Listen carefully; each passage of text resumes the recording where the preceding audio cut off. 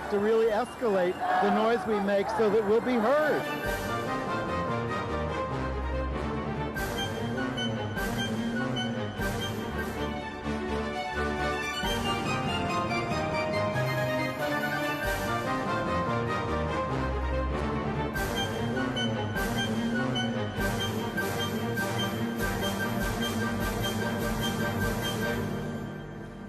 Welcome to Gay USA. I'm Andy Hum. I'm Ann Northrup. And we have a whole basket of deplorables to tell you about. I couldn't resist that. Well, North Carolina is paying yet another price for its anti-LGBT laws. One might almost say the opprobrium is escalating. We'll see whether it redounds to our benefit. Meanwhile, Donald Trump is pitching his candidacy to anti-LGBTQ hate groups and praising the anti-gay Vladimir Putin.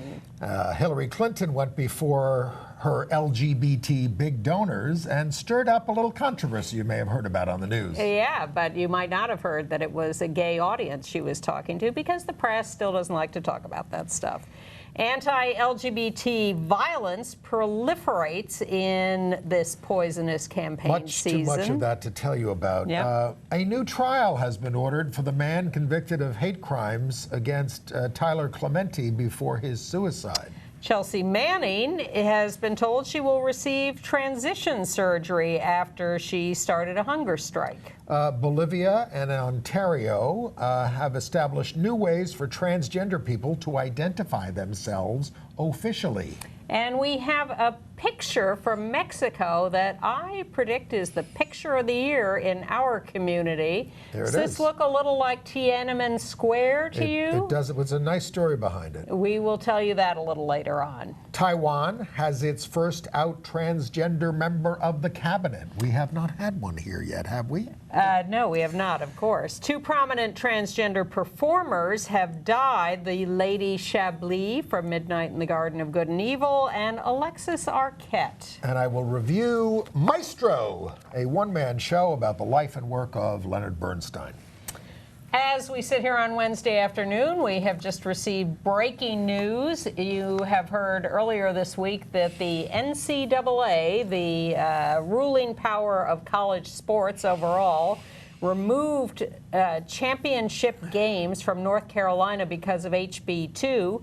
And now the ACC, the Atlantic Coast Conference, which controls sports in the southeast region, parts of it, has also announced the removal of championship games from North Carolina. This has the support of the legendary and beloved coach Mike Krzyzewski, Mike K, of the Duke basketball team.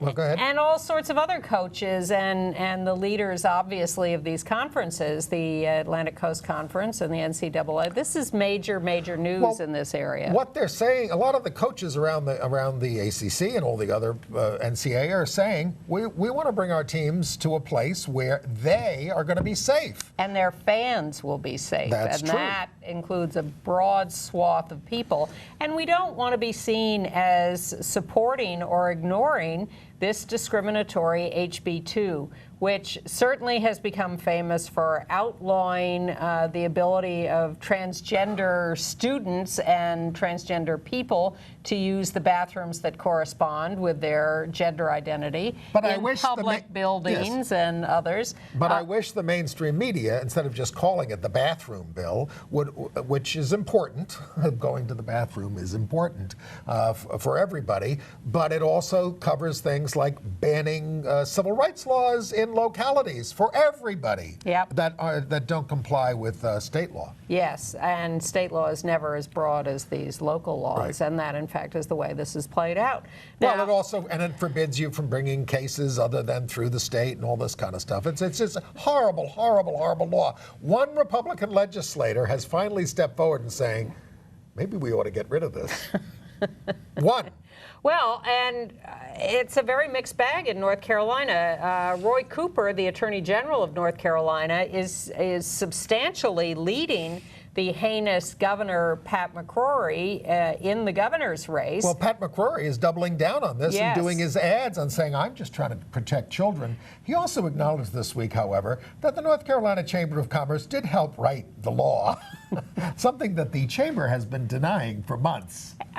The North Carolina Republican Party put out a horrible statement about how awful the liberals are in attacking this law. It's a huge fight there, and in spite of Roy Cooper beating McCrory in the polls, the Democratic Senate candidate is losing to the Republican incumbent Senator Richard Burr, who's running for re-election. I'd like to be able to flip that race. Well, Hillary Clinton was down in North Carolina, and she was talking a lot about this when she was down there. Well, all the Democrats now that go to North Carolina, Tim Kaine talks about it, Obama has talked about it, Hillary talked about it, and that was last week.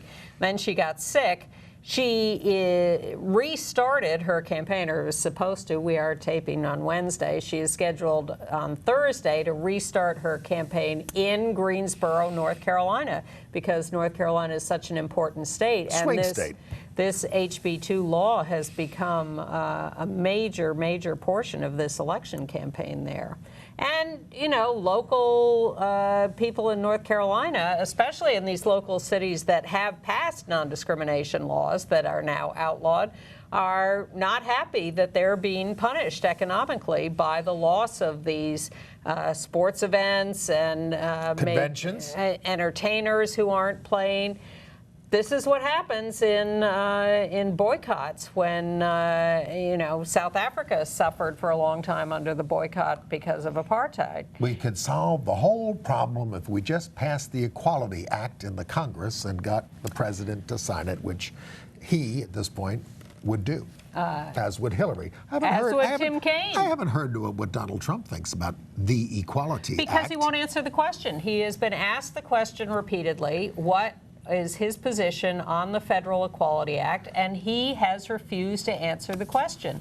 He has received that question in written form to his campaign. He's been asked it directly. He doesn't want to embarrass Vladimir Putin, who takes the opposite side in Russia about gays, and this is his pal. That's what he was doing this week. He was on Russian TV, for God's sakes. Well, I saw that and I thought, well, Russia Today may be the state-owned TV station and financed by the state, but they also publish a newspaper.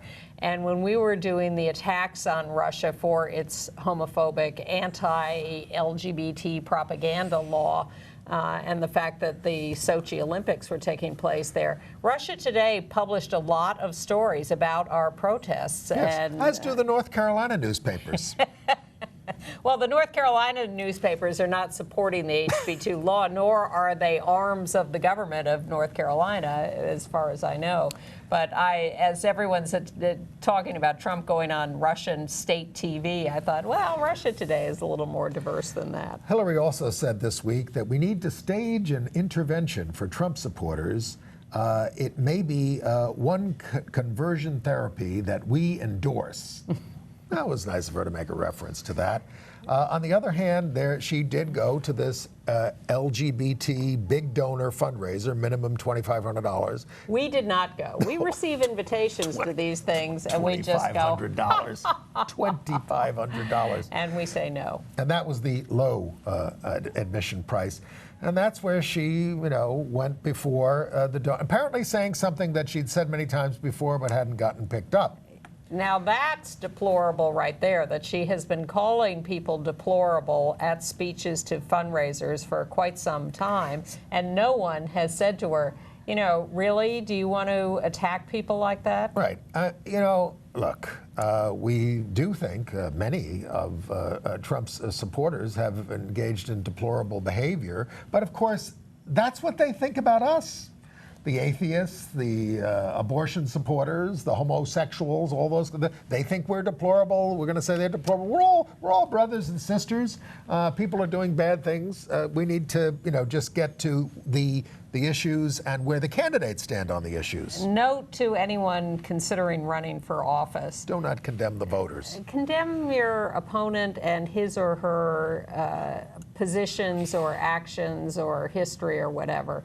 I've been longing for Hillary to say the stuff she said in the second half of her statement that, of course, has rarely been repeated, about how people who are voting for Trump, many of them have legitimate concerns. Feel let down by the government. The economy has let them down. Nobody cares about them. Nobody worries about what happens in their lives and their futures, and they're desperate for change.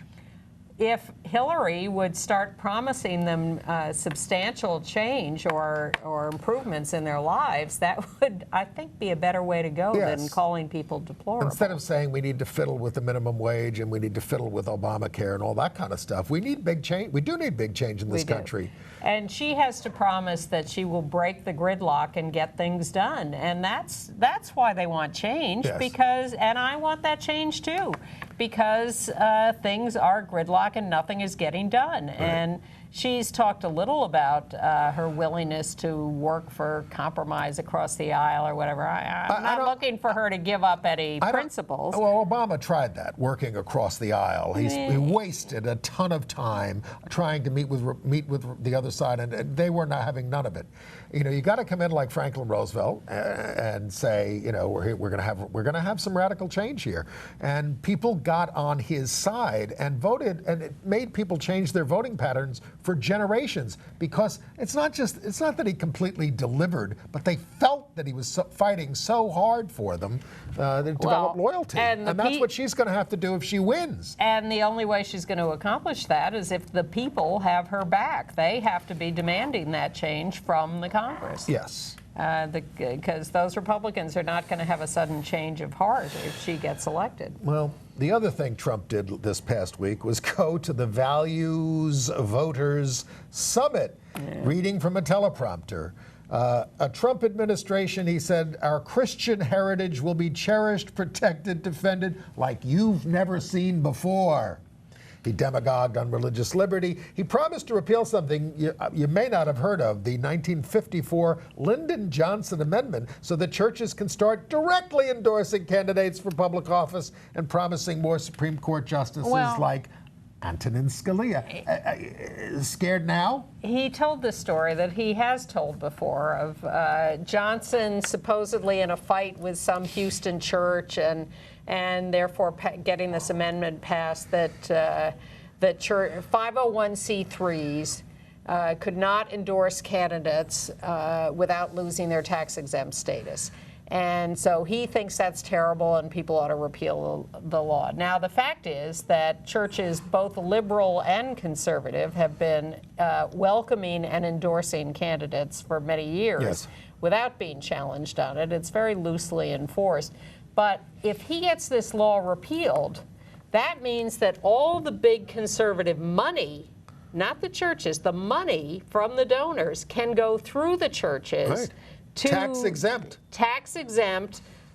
for the right-wing candidates. If you think things are bad now, it is opening a Pandora's box that I don't think cannot they can get imagine. That, but maybe. He also referred to, he said, tomorrow I'm going to go to the funeral for Phyllis Schlafly, he called her.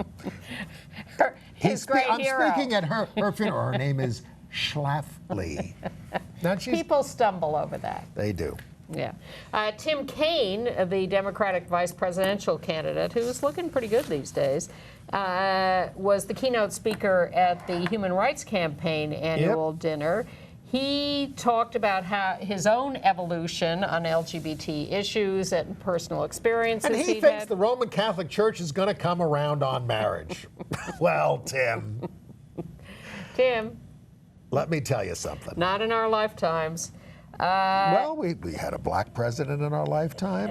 We might have a woman president in our lifetime. I might lose that bet. You want to bet on that? No, I'm not betting on, not in my lifetime. I'm not long for the world. He was eloquently anti-Trump. He asserted his support for the Equality Act, the need for better access to HIV medications, and the need to end stigma of and bullying of LGBT kids. He was very, very good.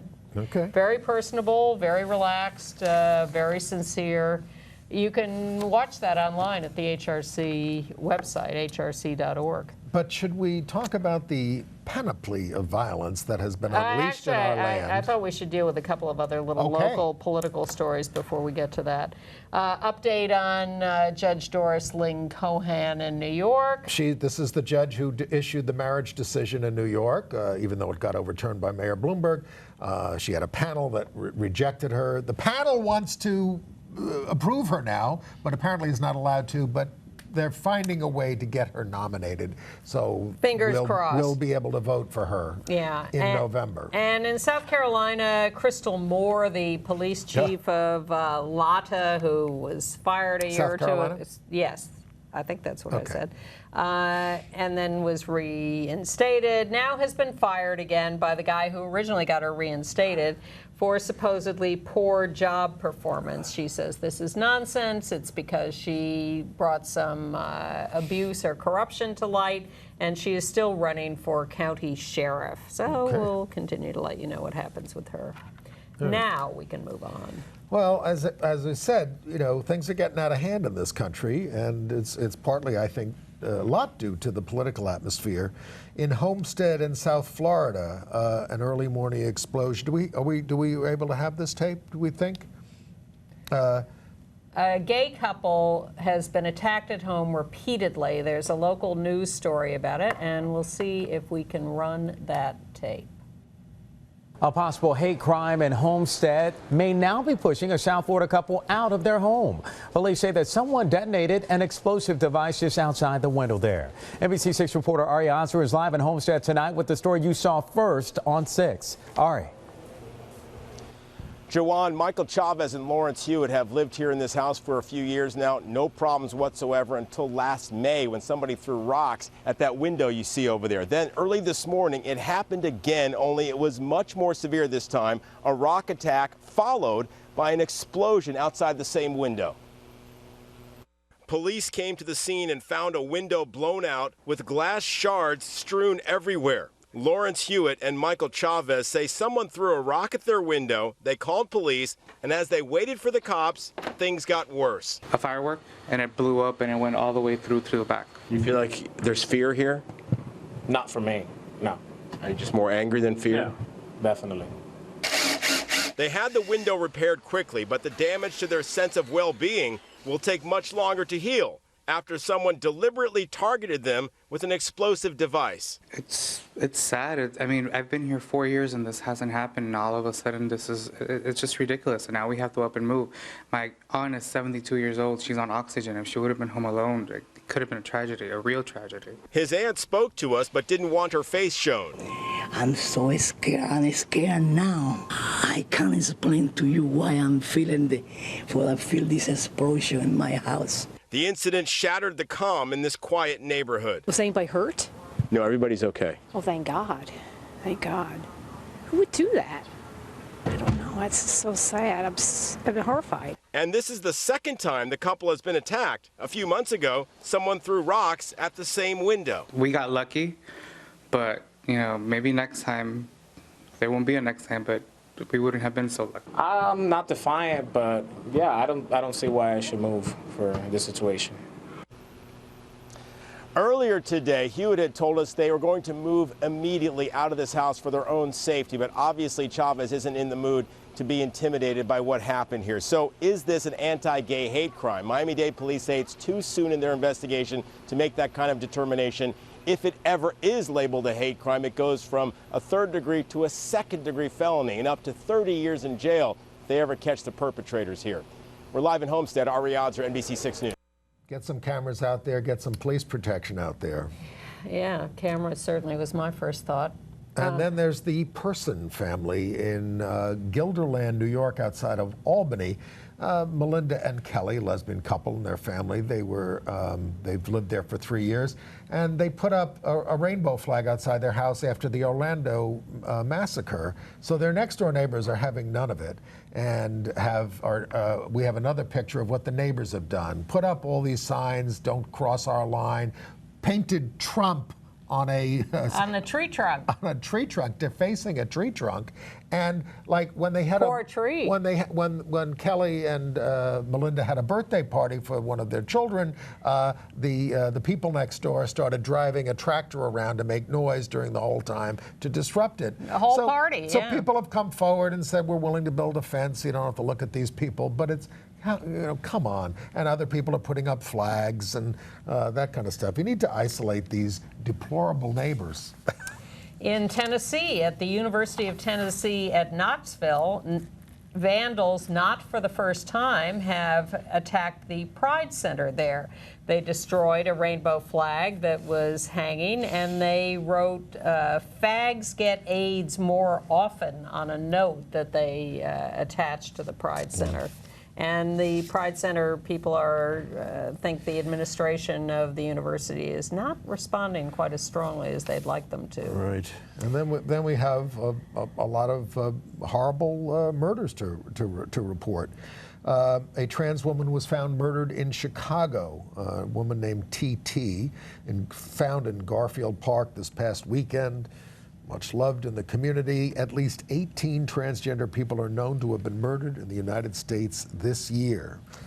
In Detroit, a 19-year-old teenager lured a 30-year-old gay man to meet him using Facebook.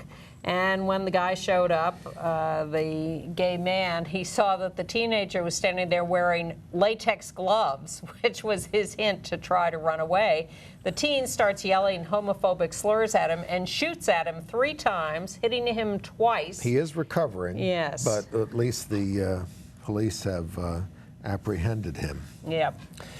In Iowa, the high school football team at Carroll High School was found to be exchanging notes condemning, slurring a gay student who had been elected to the homecoming court. But they were found out and condemned. They said he said, just kill himself or just die. And the administrator of the school said, "Well, yeah, that was, that was a big mistake." But he hasn't. We haven't heard about any discipline for the kids. Well, they haven't decided on the discipline, but the kids have been confronted and are apologetic. And other kids went on television and defended the gay student, which was great. Yes, They very said he's a great guy, and the gay student didn't go on camera, but he said this should be a teachable moment for the entire school, not just the football players. In an older story of violence, you may remember the case of Tyler Clementi. Yes. A very, very major case, a freshman student at Rutgers University who was caught on computer camera kissing and actually making having sex with by his roommate, Darun Ravi, who we have a picture of. Darun Ravi had left the computer in position to catch Tyler on camera and was in a nearby room watching what was happening with some fellow students sort of laughing at this.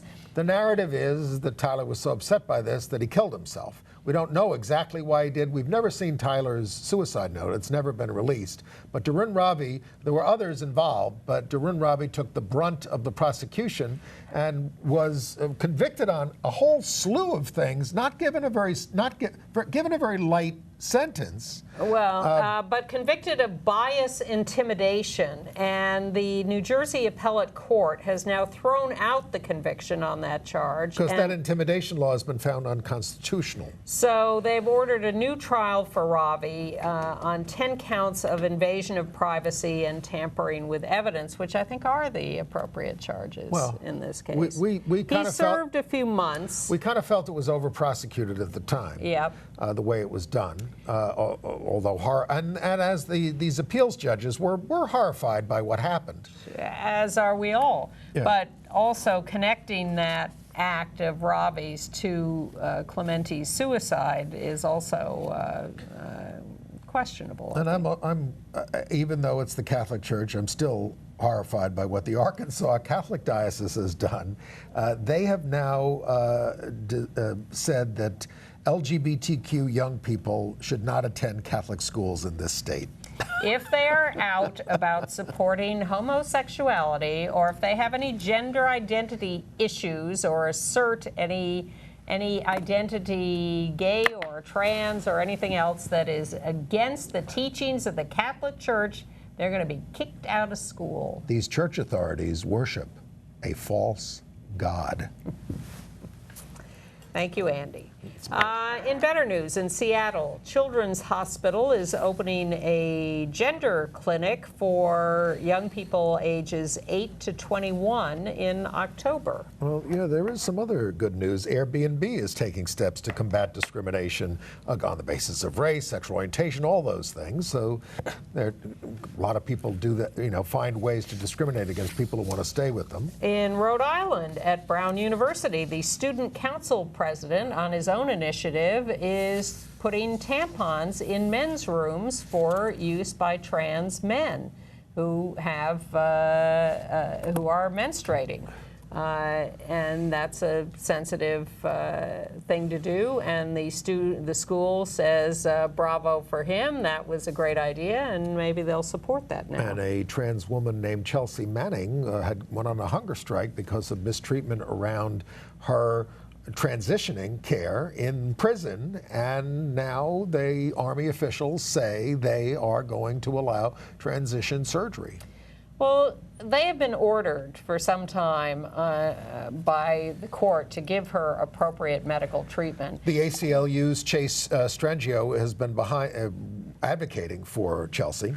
And the Obama administration has been so progressive on trans issues, and yet Chelsea Manning sits in a men's prison at Fort Leavenworth for several years and has been ordered to keep her hair at short male length, and has been denied hormones until fairly recently and denied surgery until now. We still don't know when the surgery will be performed.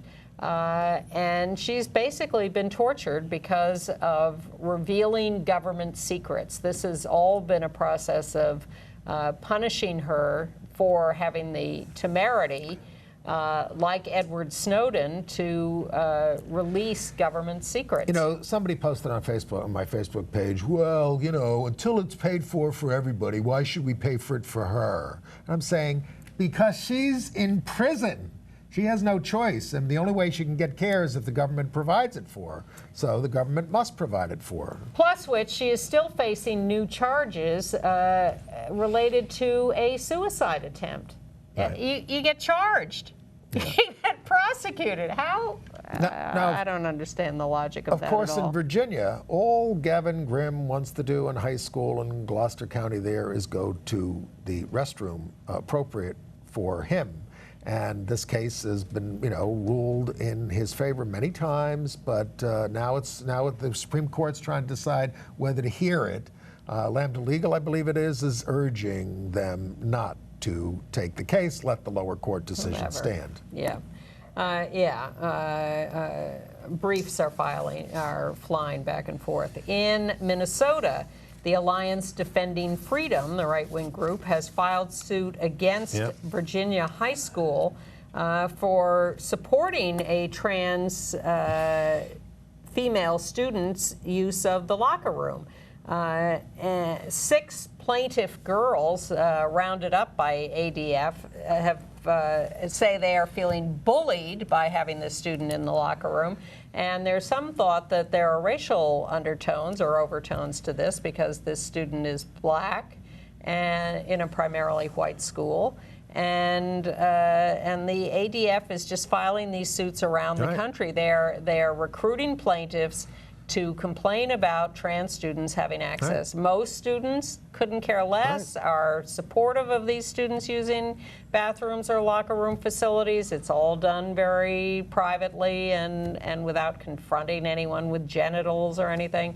But the ADF is just, this is a fundraising tool for them. It's a bigotry tool for them. Well, At the risk of stirring up some controversy, I will say I think that's deplorable. And in Nashville, 53 deplorable Republican state legislatures are working with a Christian conservative group. They want to get involved in the pending divorce of two Knoxville women who are arguing over child custody. So what's happening here is there's the Tennessee statute that deals with parental rights in the case of artificial insemination does only speak about husbands of the birth mother and doesn't cover the mother's same-sex spouse. So that's what they're picking on. Oh, these other laws, you may have changed the marriage laws, but we didn't change these laws. Now, I would say they have no hope of succeeding up the line, but they're doing it anyway because they're deplorable. A deplorable judge in Georgia for the second time now has rejected a request for a name change by a trans man. Just so disgusting. He says, I'll only let you change your name if you choose a gender-neutral name, like Jamie. He insists on misgendering people in the court. Come back to me with a name I can live with, he says. It's not your name. They got to get this guy off the bench. Well, Lambda is suing on behalf of the trans man trying to do the name change. In Indiana, a Mexican immigrant trans man is suing Governor Pence and other state officials because the state of Indiana forbids an immigrant to change their name. It's just too much. Because it could be fraud and people could be doing all sorts of things. This is a trans man who wants to have a male identity, and at least he's suing. Let's see what Pence has to say about that. But better news from New York. We told you that New York's highest court overruled a 1991 precedent that held a same-sex co-parent can seek custody and/or visitation of a child whose birth he or she had planned with the same-sex partner and for whom he or she had served as the parent. So now immediately there's a new case before them, and they ruled the right way, applied it immediately. Excellent.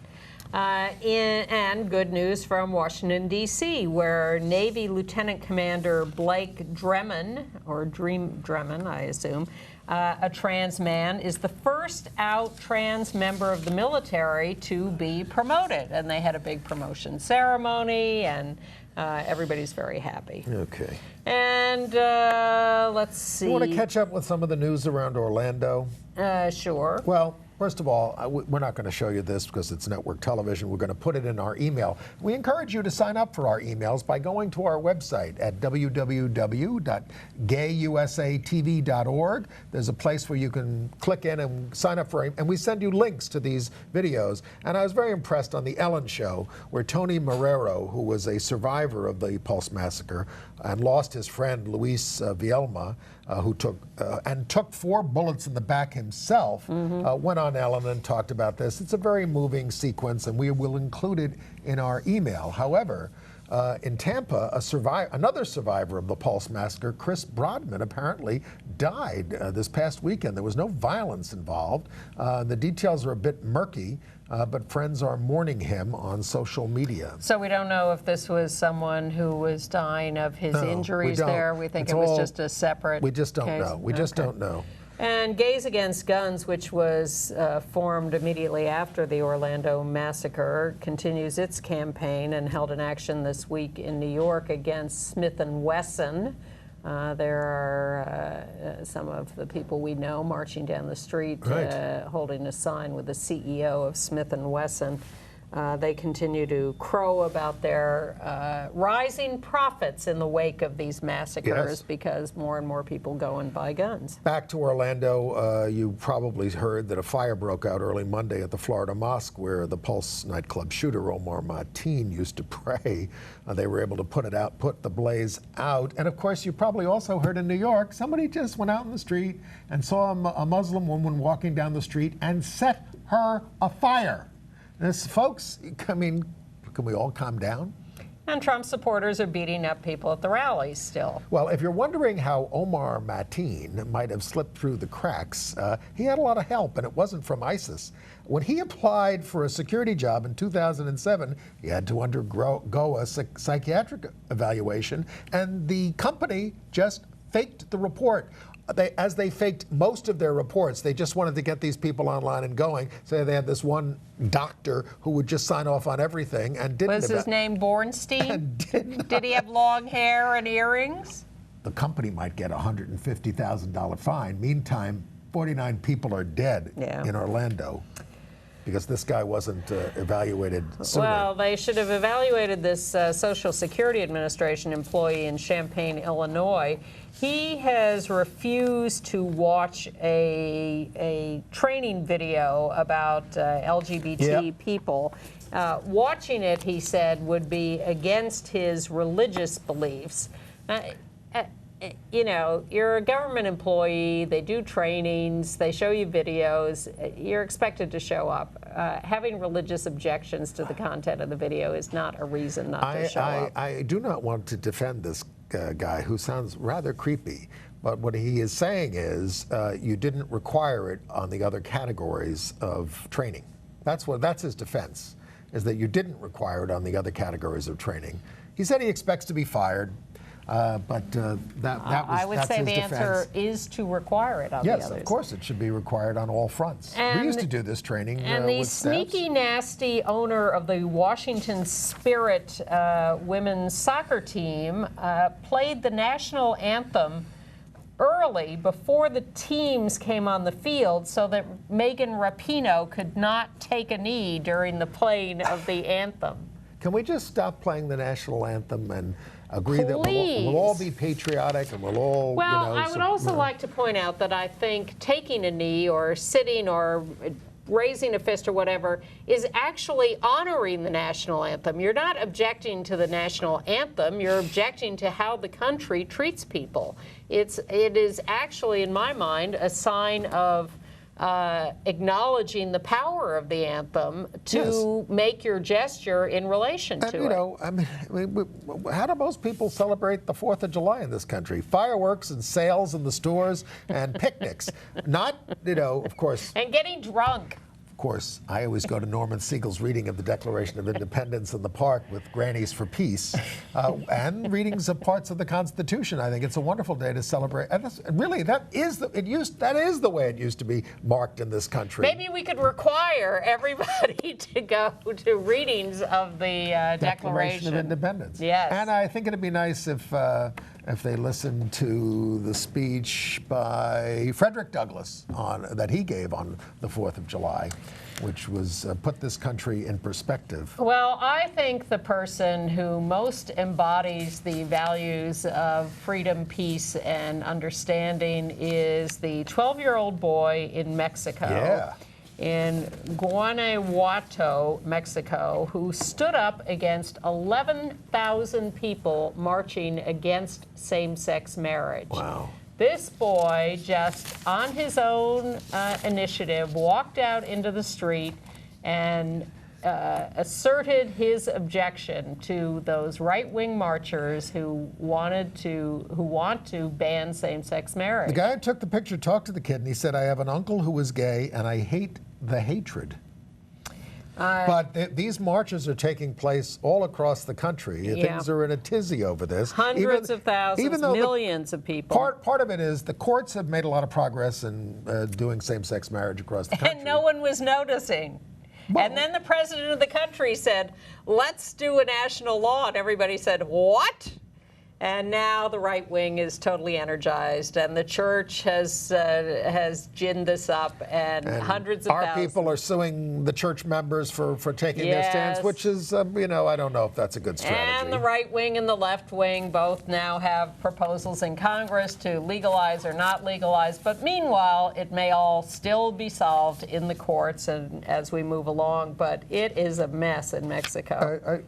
We do have some more domestic news, yes? But I love that picture. Yes. And it is such a, you know, the photographer saw this clearly and knew this is Tiananmen Square all over again and did a brilliant job of getting the picture and talking to the kid. You know, the right wing claimed at first this had been photoshopped and was not a real picture, but the photographer, there's also video of it.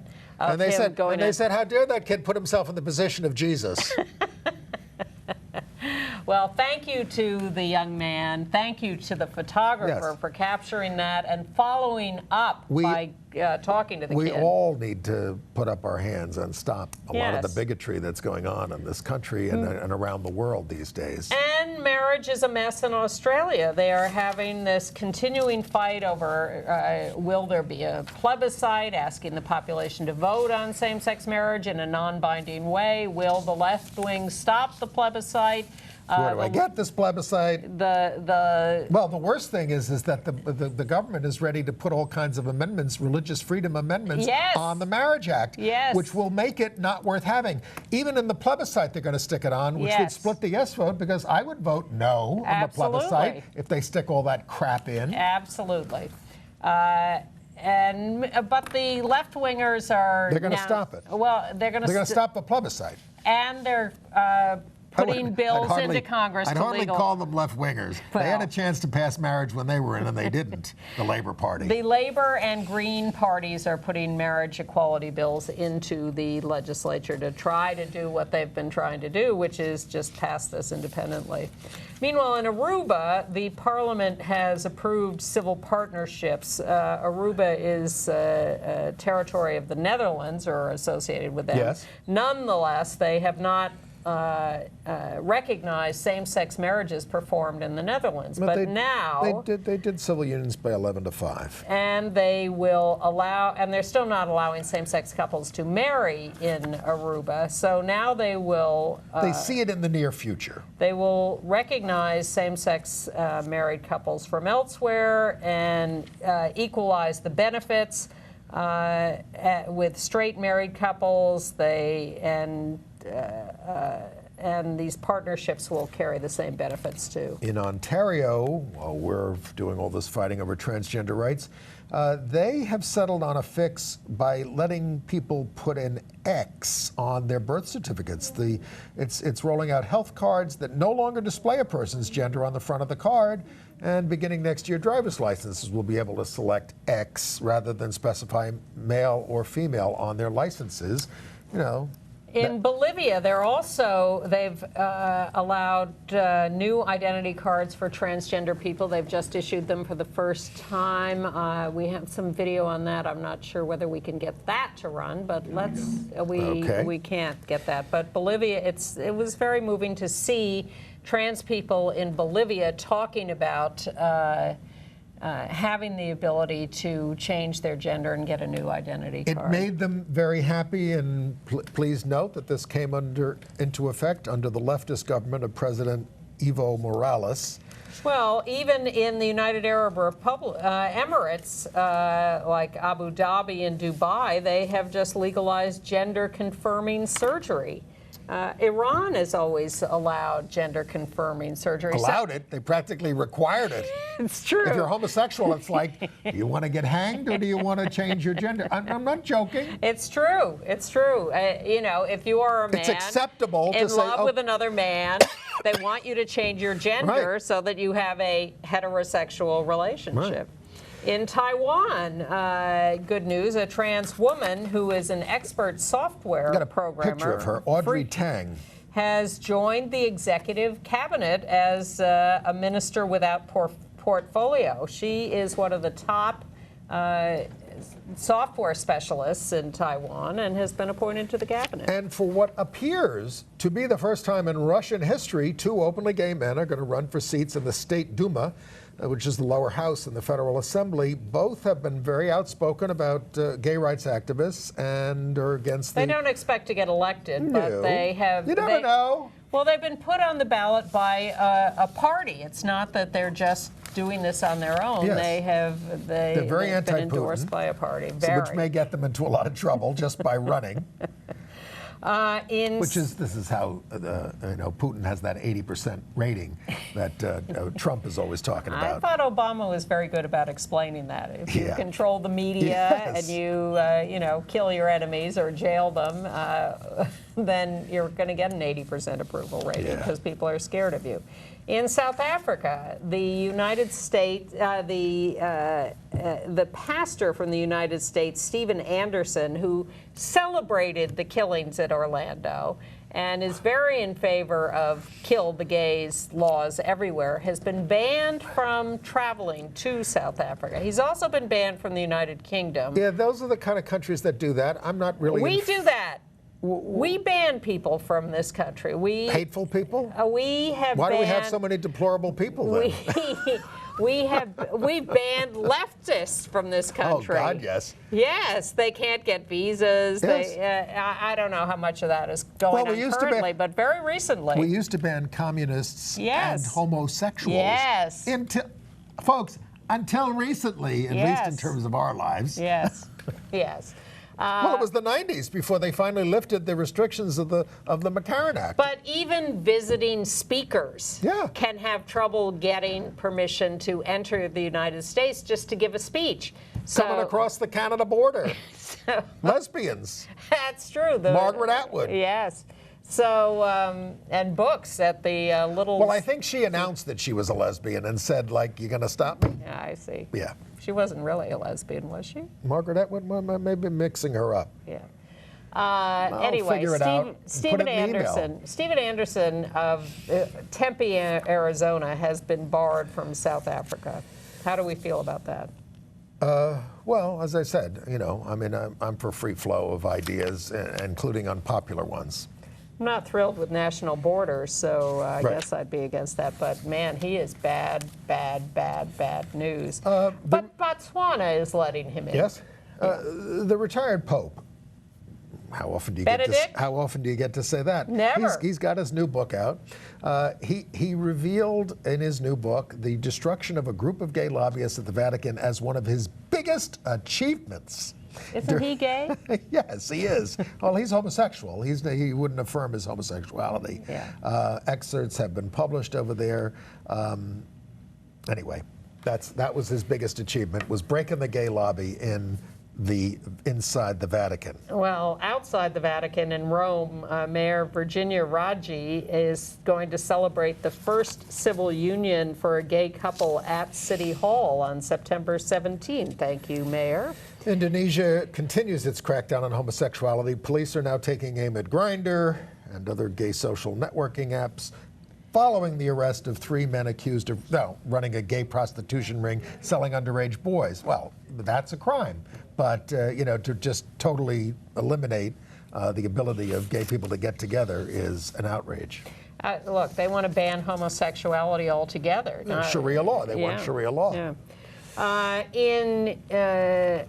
saw the latest episode of Gaycation, the Ellen Page, Ian Daniels show. They did Ukraine, which was interesting because, you know, people are really under attack in Ukraine. They have this one guy, a local gay performer, activist type. He said, I'm here, I'm queer, get used to it. I thought, man, that's traveled a long way. Did they wander over into Crimea? No. Although I think were they in eastern Ukraine a little? I think they were. I don't think they got into Crimea, but they were in a couple of places in Ukraine, not just Kiev. Okay. And we praised the British Paralympic team competing in Rio last week for electing an out gay equestrian to be their flag bearer. We missed the fact that an out lesbian, Allison Jones, had been chosen as the flag bearer for the U.S. Paralympic team at the opening ceremonies there. Congratulations to her. Right. Entertainment news? I want to go back. AIDS news. Oh, AIDS news, of course. The Obama administration has proposed a new rule that would prevent states from defunding Planned Parenthood or any other family planning provider for political reasons. This is why it's good to have a president on our side. Very good. Well, they're still fighting in Congress over funds to fight Zika because the Republicans want to add a defunding of Planned Parenthood to that act, and the Democrats say we're not going to set that precedent. Yeah, and we're not going to pass the funds to fight Zika. So now the Republicans blame the Democrats for refusing to fight Zika, and the Democrats blame the Republicans for defunding We need Planned a clean Parenthood. bill.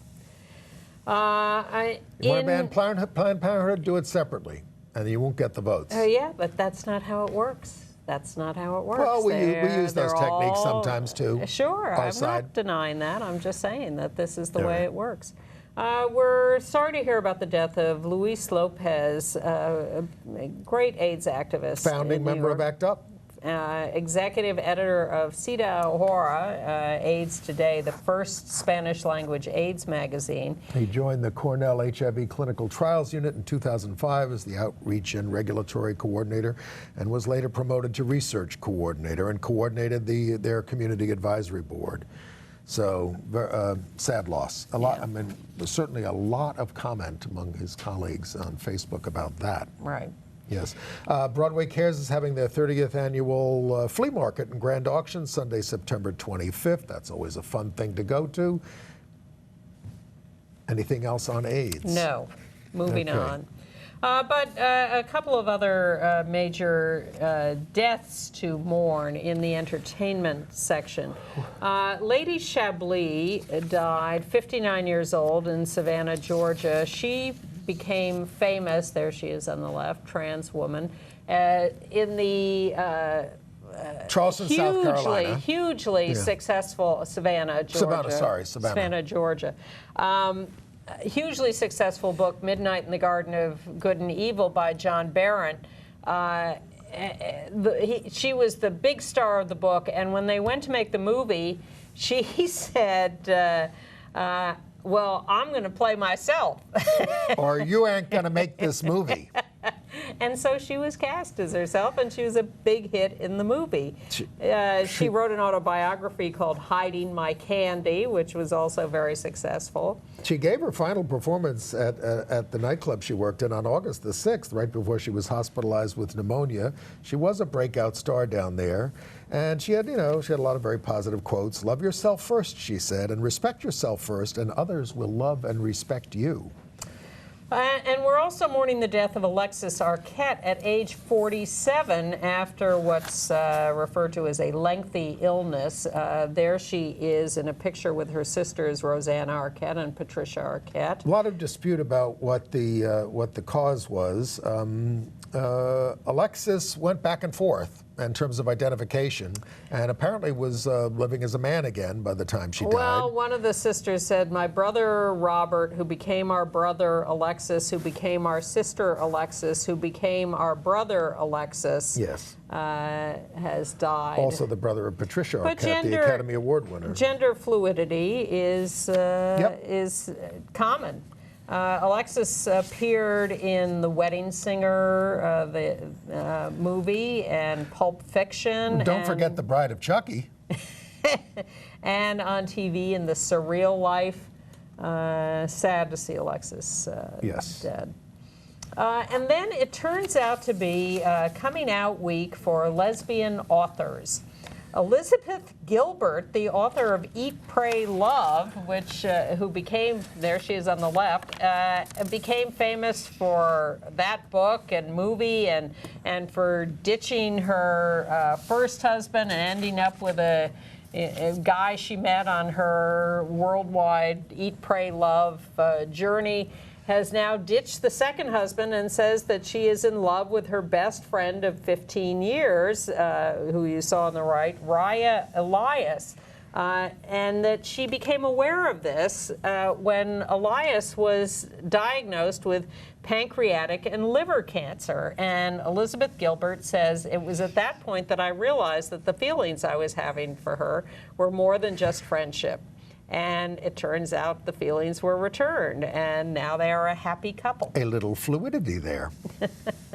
Well, and Elizabeth is going to be appearing in New York on September 29th at 7 p.m. at Marble Collegiate Church because she has a new book out.